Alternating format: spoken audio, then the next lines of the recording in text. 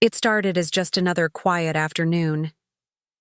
I had driven out to my ranch for a bit of peace, my little getaway from courtrooms, hearings, and all the noise that comes with being a federal judge. But the moment I pulled up to my own gate, I saw her, arms crossed, jaw tight, eyes burning with that all-too-familiar HOA rage. Yep, Karen. The self-appointed queen of the neighborhood. She didn't recognize me at first. Maybe the ball cap threw her off. Or maybe she was just too caught up in whatever imaginary rule I was breaking. Either way, what happened next left even me speechless. Before I could say a word, she marched up to my truck and started yelling that I was trespassing on my own land. I calmly explained I owned the property, had all the paperwork, and even lived here part-time. But that wasn't enough for Karen. Nope. She called the cops, claimed I was an intruder and that the HOA doesn't allow random people wandering in. The irony? This was the very HOA I'd just ruled against in federal court, a decision that basically stripped them of any power they thought they had, but Karen had no idea who she was dealing with. And I didn't come here to flex my title. I came to enjoy my land. Still, the situation quickly spiraled. When the officers arrived and she doubled down on her story, the tension hit a boiling point. I could see the confusion on the deputies' faces as I calmly handed over my ID, and watched Karen's entire world shift when they realized who I really was. You'd think that would have ended it, but trust me, this was just the beginning. What happened after that call? Even I didn't see coming. And it's the part you really need to hear. The deputy took one look at my credentials and did a double take. I could tell he was trying to process the situation without causing a scene, but Karen wasn't backing down. She kept insisting that the HOA had authority over the entire area, that strangers weren't allowed past the community gate, even though my ranch sat just outside the official HOA boundary, and my land was never under their jurisdiction to begin with. The irony was almost laughable. Not long ago, I had ruled in a federal case that stripped this exact HOA of overreaching power, after years of complaints from homeowners tired of being harassed over mailbox colors and lawn lengths. Karen must not have gotten the memo. I stood there watching her spiral, waving her phone around and pointing toward my truck like I was some kind of threat. But what really caught my attention was how the officers handled it. They weren't buying her story, but they also weren't jumping to conclusions. One of them quietly asked me to explain everything again. I gave a quick rundown. Yes, I was the federal judge involved in the recent ruling against the HOA. Yes, I owned this ranch. And yes, I had every legal right to be there. But Karen wasn't listening. She was pacing now, muttering something about restoring order and protecting the community. That's when I started to wonder if this went deeper than just a misunderstanding. Her reaction was too intense, too personal.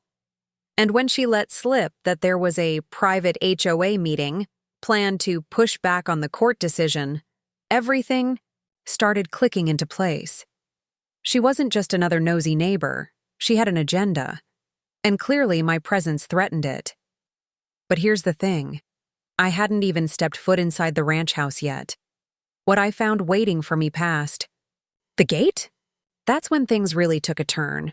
As soon as the deputies left, with a few side glances that clearly said, "Good luck with her," I finally made it through the gate and started up the dirt path toward the house.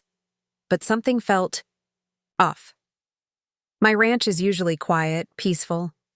That day, it felt watched. The wind didn't carry the usual stillness. I noticed tire tracks near the side gate, fresh ones, and the lock on my tool shed, broken. It wasn't just Karen's false call that had me uneasy anymore. It was what might have been going on while I was away. I stepped inside the house and found a few things shifted. A chair that wasn't quite where I left it. A window slightly cracked open. No signs of forced entry, but the little details didn't sit right. I'm not the paranoid type, but I've sat through enough testimony to know when something doesn't add up. This wasn't just about a homeowner stepping out of line, it was starting to feel like retaliation.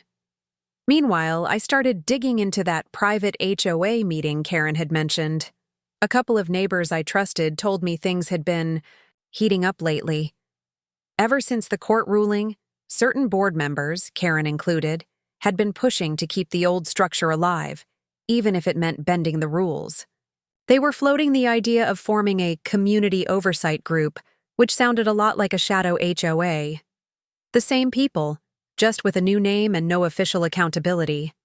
One neighbor, Dan, said Karen had even gone door-to-door warning folks that I was planning to take over the neighborhood, which was not only absurd, it was completely false.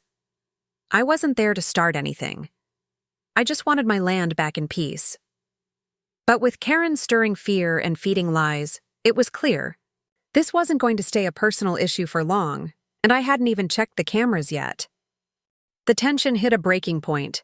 The man in black took a step closer, and though rifles stayed raised, no one pulled the trigger.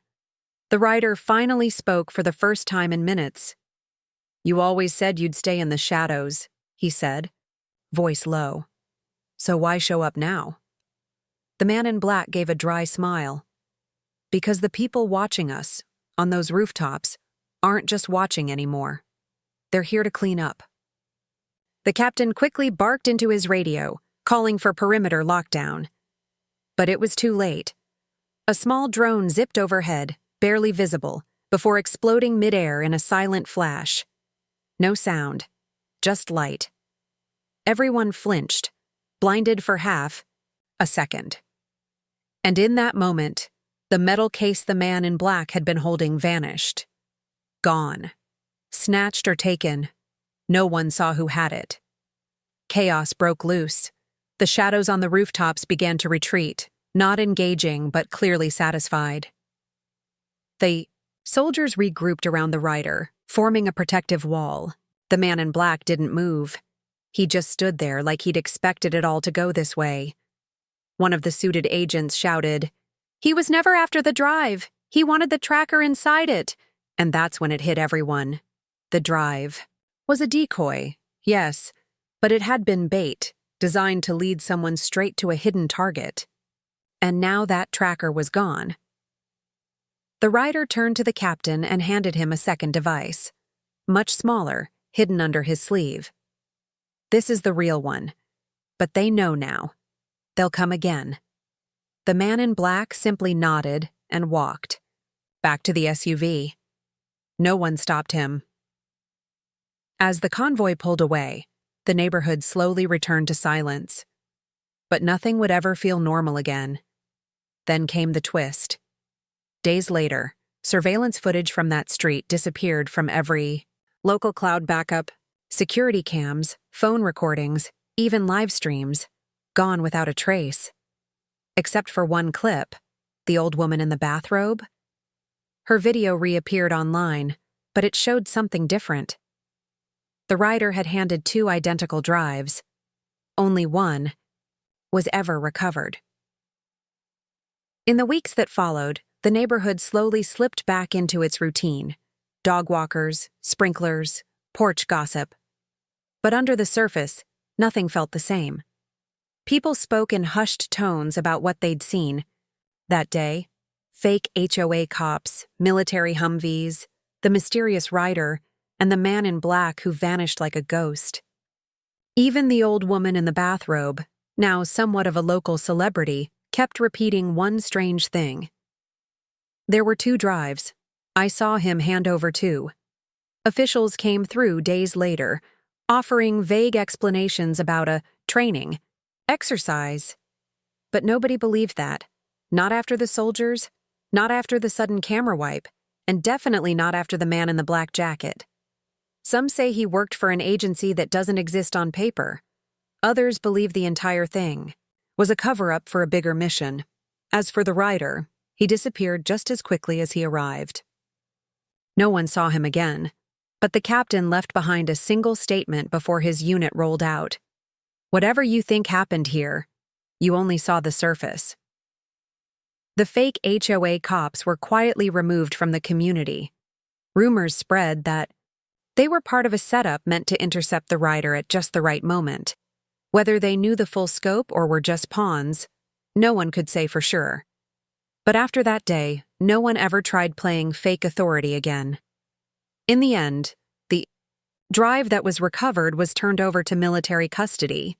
The second one? Still missing. Maybe hidden. Maybe stolen.